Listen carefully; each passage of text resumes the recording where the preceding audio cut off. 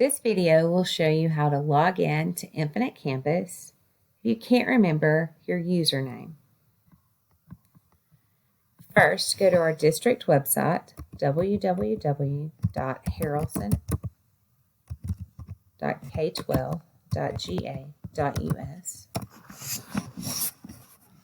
Choose the IC icon right here. Choose Campus Parent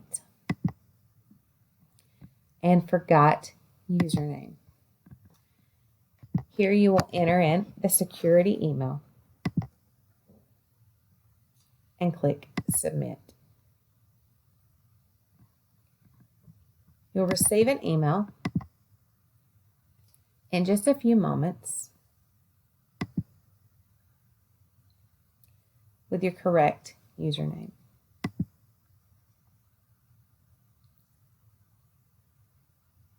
If you do not have a security email,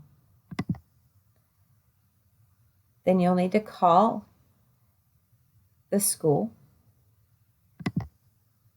that your child attends and ask to speak to the SIA.